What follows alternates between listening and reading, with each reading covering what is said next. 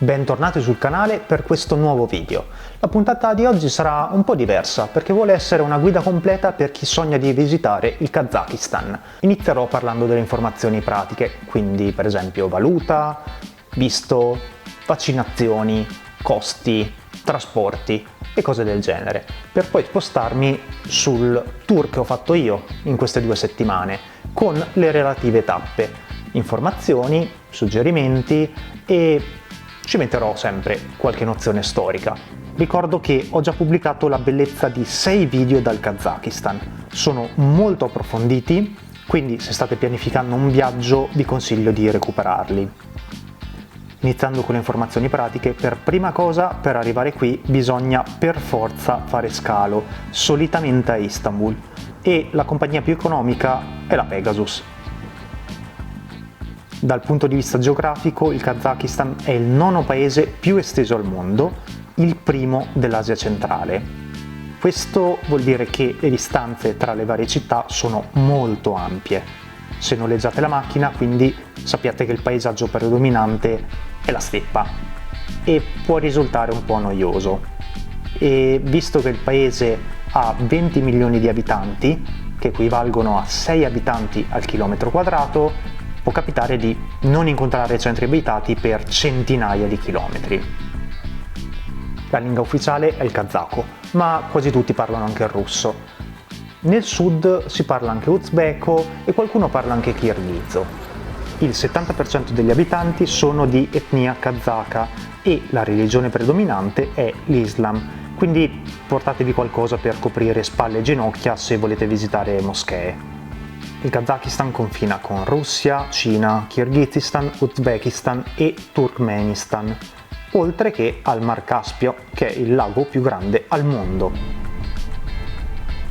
Poi, per entrare nel paese non sono obbligatorie vaccinazioni, ci vuole passaporto con i soliti 3 mesi di validità residua e per i soggiorni fino a 30 giorni non serve il visto.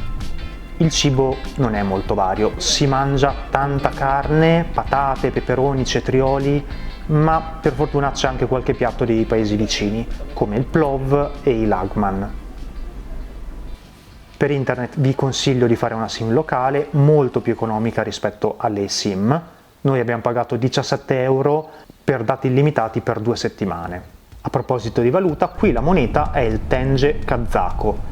Al momento 1 euro equivale a 630 tenge. A livello di prezzi dipende un po' dalle vostre necessità ovviamente, però in generale sono molto bassi rispetto all'Italia.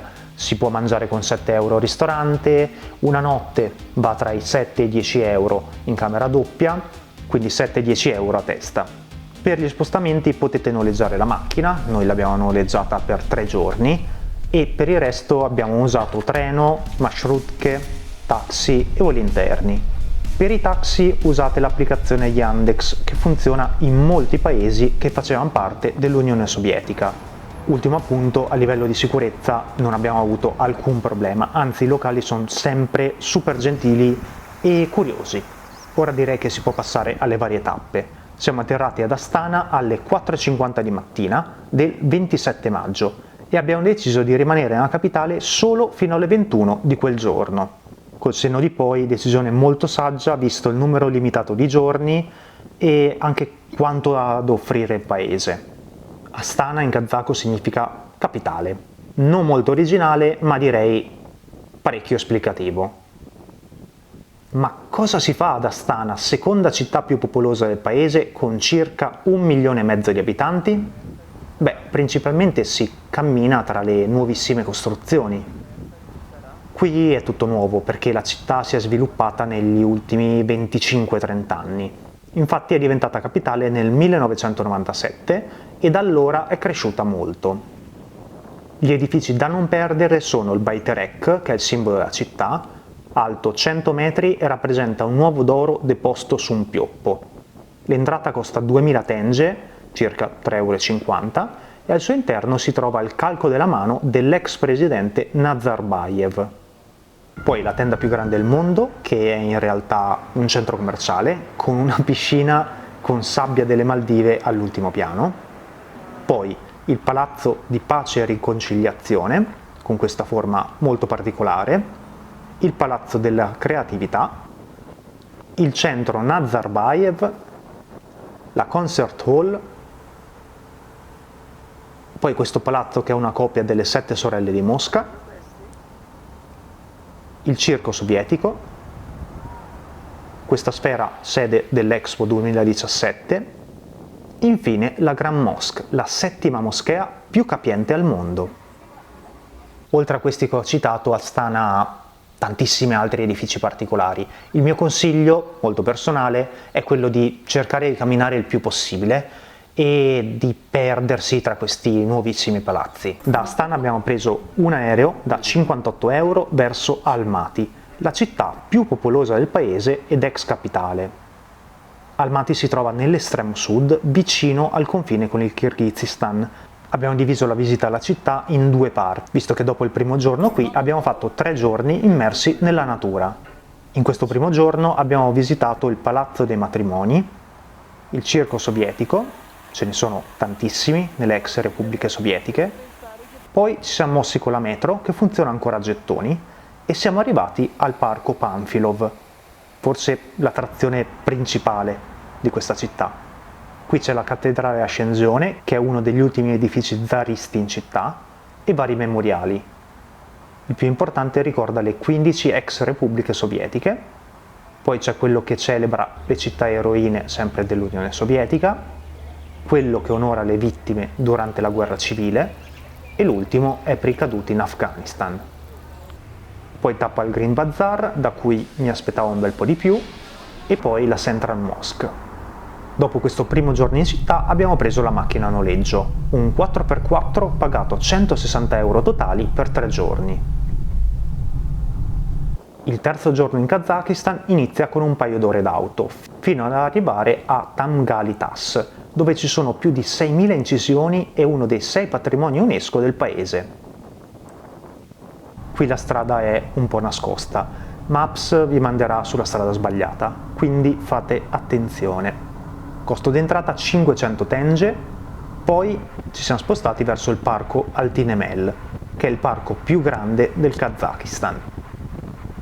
Qui bisogna fermarsi nel paese di Kalinino, dove abbiamo anche dormito, per fare il permesso per il parco.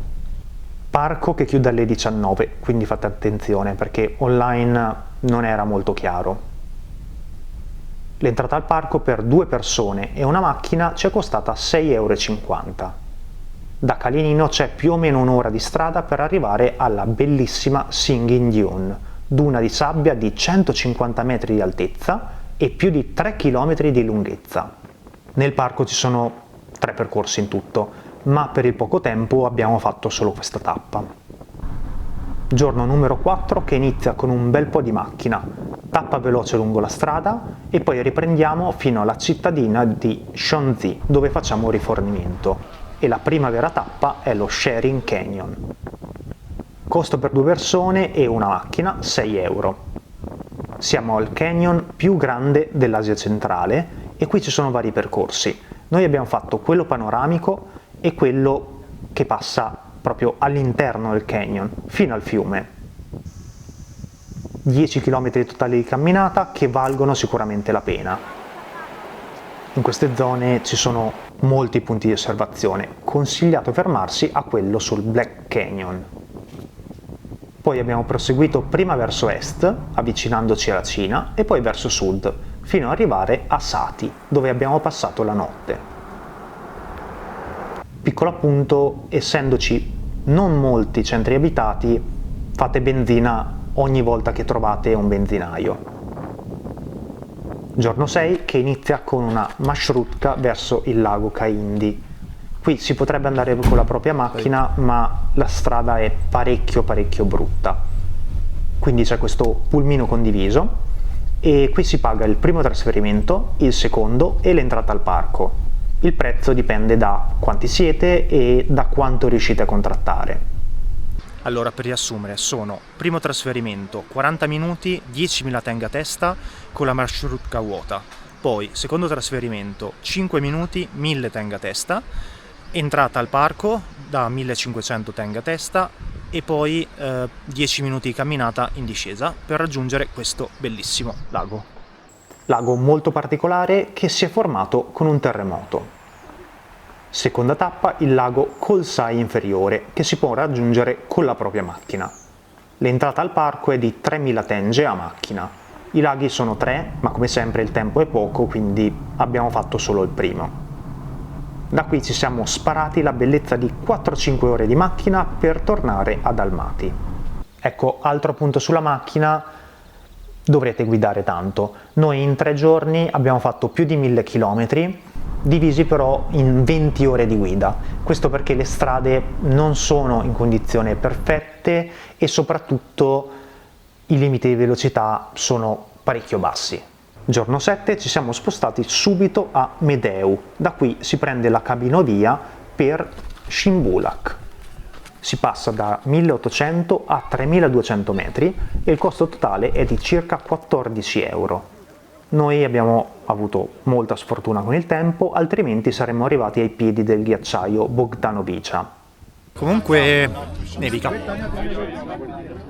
Se fate questa camminata, controllate la situazione valanghe.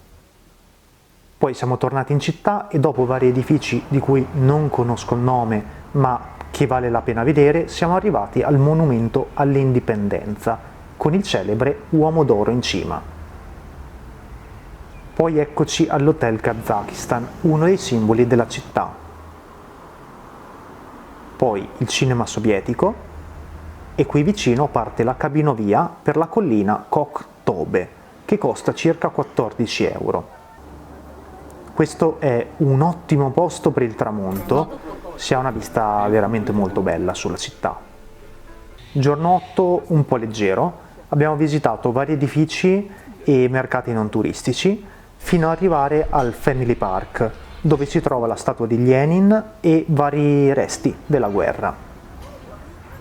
Altra tappa da prendere in considerazione, il parco dedicato all'ex presidente Nazarbayev, bello soprattutto per la vista sulle montagne. La sera stessa abbiamo preso il treno che ci ha portato a Turkistan dopo la bellezza di 17 ore. Treno direi comodo, ma molto lento. Costo 21 euro circa a testa. Siamo arrivati nella città di Turkistan verso le 14 e abbiamo fatto qui circa 24 ore. Turkistan è conosciuta specialmente per il suo mausoleo dedicato a Ahmed Yasawi, molto importante perché rese popolare il sufismo. Il mausoleo venne voluto da Tamerlano, è incompiuto, ma nonostante questo è patrimonio UNESCO dal 2003. Costo di entrata 1000 tenge e intorno al mausoleo ci sono altri siti, ma la città non ha molto altro da offrire, se non edifici molto moderni, tra moschee, memoriali e centri commerciali. Giorno 10 che inizia con un trasferimento condiviso per Shymkent. Dopo 5 euro a testa e 2 ore e mezza siamo arrivati nella terza città più popolosa del Kazakistan. Si tratta di uno stop logistico di qualche ora, prima dell'aereo di questa sera. In città ci sono memoriali della seconda guerra mondiale e una statua di Lenin. Poi appunto la sera abbiamo preso un aereo verso Aktau, costato 80 euro con Fly Aristan, stessa compagnia che ci ha portato da Astana ad Almaty. Giorno 11 in cui abbiamo esplorato Aktau e siamo andati a pagare per i 2 tour giornalieri che avevamo prenotato per girare il Mangistau. Aktau è stata fondata per le sue risorse naturali, petrolio, gas e uranio-ossodutti. Qui abbiamo visitato la Central Mosque, un mercato locale, vari memoriali che sono veramente onnipresenti nelle ex repubbliche sovietiche e poi la cosa più interessante è la passeggiata lungo il Mar Caspio, il lago più grande al mondo. Da non perdere anche il faro su un edificio della città. Giorno 12 che inizia con il tour, costato circa 40 euro. Oggi vedremo vari punti. Il primo è questo canyon, peccato per la pioggia perché avremmo dovuto continuare, come ha fatto questa signora.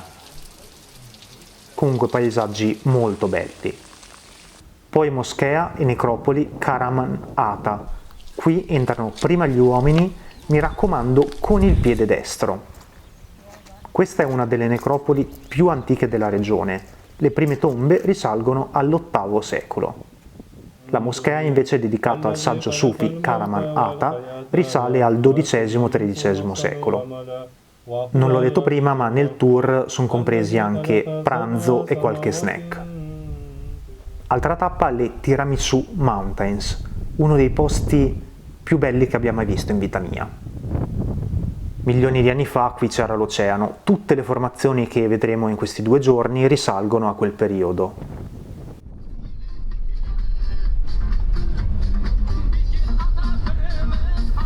Ultima tappa della giornata, qui siamo al punto più famoso della regione e forse di tutto il Kazakistan, Bozira. Qui c'è solo da rimanere a bocca aperta. Giornata andata molto bene, il tour è durato circa 14 ore e diciamo l'unica cosa negativa di questa compagnia è che non offre soluzioni per dormire la notte nel deserto, perché mi sarebbe piaciuto passare una notte nel deserto, magari a fotografare le stelle, però i prezzi rispetto alle altre compagnie sono veramente stracciati. 13° e ultimo giorno in Kazakistan e altro tour. Anche questo costato circa 35-40 euro. La prima fermata è la Valle delle Sfere. Dalle foto non mi aspettavo moltissimo, ma è molto bella. Non si sa esattamente come si siano formate, si pensa o per origine vulcanica o sempre per l'oceano che era presente qui tra i 40 e i 60 milioni di anni fa. Qua si vede bene quanto alcune siano grandi. Guardate qua. Poi arriviamo alla gola di Kok Kala, qui recentemente sono stati trovati i resti di dinosauri.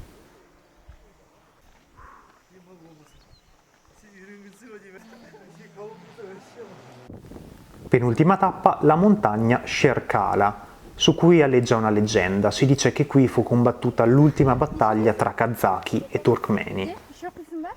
Ultima tappa di questo incredibile viaggio è la Valle dei Castelli, altro punto con paesaggi mozzafiato.